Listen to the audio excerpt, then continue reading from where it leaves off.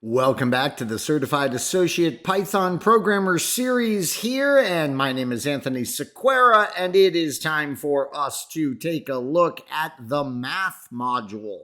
Yeah, that's right. We said this would be part of our lessons here in the first domain that are going to be pretty easy, and I think you're going to see that I was not exaggerating that at all. There are a few functions inside the math module that we have been asked to take a look at. And notice it all begins with, of course, us importing the math module. And then notice we're going to take a look at the ceiling function. So I'm going to set a variable to the value of 1.2. And then we are going to print the maths function's ceiling of my variable. So what do you think is going to happen here? What do you think the ceiling function is going to do? I'm guessing that you might not have any idea, as I did not have any idea when I was looking at this. And sure enough, it's just going to round up your value.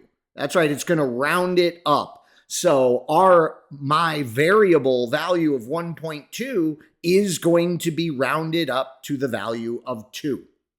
Pretty clever. Anytime we need to round up to the nearest integer, we can use the ceiling function.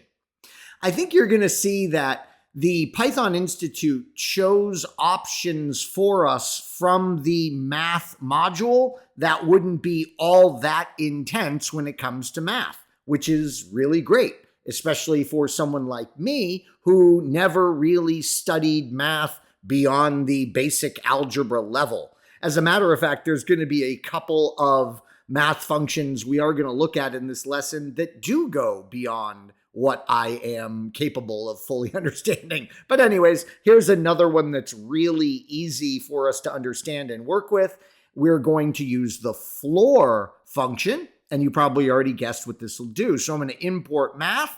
I'm going to set the my variable value to 1.2 again. And this time I'm going to say, give me the math floor function for my variable. And yes, you guessed it, this is going to round down. So if our value is 1.2, it's going to round down to the nearest integer of 1. So the nice opposite action, if you will, of the ceiling function. Well, all right, what about truncate? Yeah, truncate. Import math. Let's set the variable to 99.15, and then let's use the math truncate function for that variable, and you guessed it. This is going to go ahead and trim off any of the non-whole value to your floating number there. It's going to trim it right down to the 99 value. So notice, these are math functions that aren't all that sophisticated that we should be aware of. Now, what's a factorial? Well, I certainly couldn't remember this. If I had ever memorized this at some point in my math education growing up, I didn't remember it here. Let me show you what this does. We're going to import math. We're going to set a variable here to the value of 6. And then we're going to say, give us the factorial on that variable.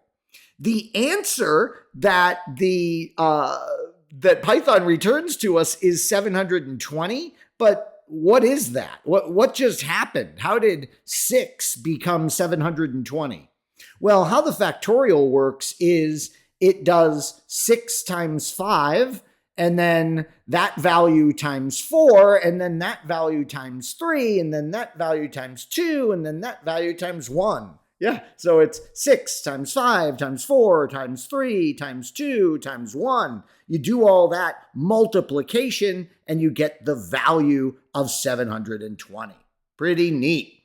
Factorials, I'm sure, are used for all kinds of fancy things in mathematics, but again, I'll just trust the world of math on that.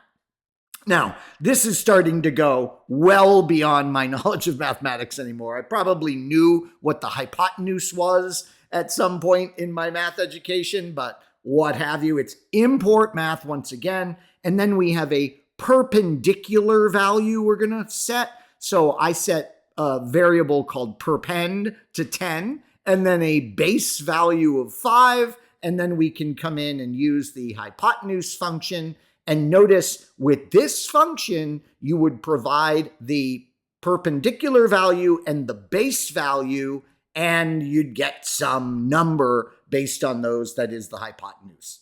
Again, I apologize, but I'm not going back to school for this more advanced mathematics.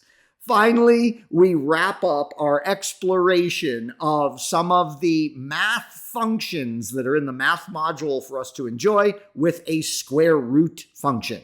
So I'm going to import math once again. I'm going to set a variable to the value of 9, and then I'm going to say, give me the square root of that number. And notice Python will return 3.0.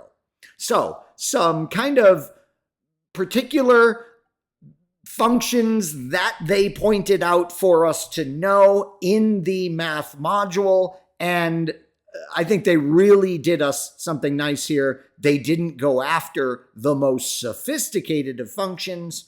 I would say of everything they picked for us, probably hypotenuse would be the trickiest from a math perspective, but remember, it's just going to use two values of perpendicular and base in the function.